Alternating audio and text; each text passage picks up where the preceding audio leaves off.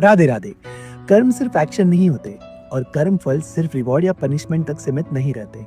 फिर भगवत गीता ऐसा भी कहती है कि ऐसे कर्म भी होते हैं जो कर्म ही नहीं बनाते। कहाँ और क्या है इसका राज? जानने के लिए ये श्लोक सुनो। कर्मण्य कर्मय पश्येदि कर्मणि च कर्मय सबुद्धिमान मनुष्येषु सयुक्त कृतसन कर्म कृत। भगवद गीता अध्याय 4 श्लोक 18।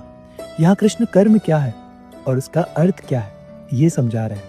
इस श्लोक में वो कह रहे हैं कर्म का अर्थ है तुम्हारी सोच, तुम्हारी भावना और तुम्हारे एक्शन। कर्म इन तीनों का मिला जुला रूप ही होता है।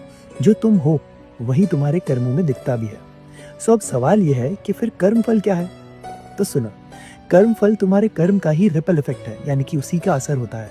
इस दुनिया में हर इंसान फ्री विल रखता है, इसीलिए तुम ये डिसाइड नहीं कर सकते कि तुम्हारे कर्म का असर किस पे होगा और कैसे होगा या फिर कब होगा।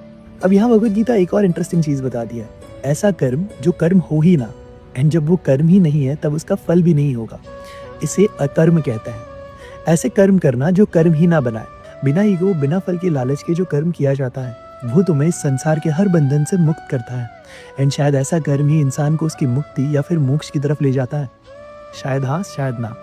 That's it, conclusion of this video.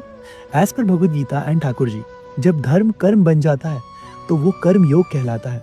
और जो कर्म तुम्हें किसी बंधन में नहीं बांधता, सब चीजों से मुक्त करता है, तब वो कर्म अकर्म कहलाता है। आज के लिए बस इतना ही। अगर ये वीडियो अच्छा लगा तो अपने किसी एक दोस्त के साथ जरूर शेयर करना।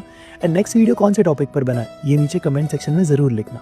अगर वीडियो देखने के बाद भी तुम्हारे मन में कुछ डाउट है जिसमें मैं तुम्हारी कुछ हेल्प कर सकूं, तो मुझे डीएम करके मेरे साथ 1-on-1 कॉन्वर्सेशन बुक कर लेना। शायद मैं सच में तुम्हारी कुछ हेल्प कर दूं।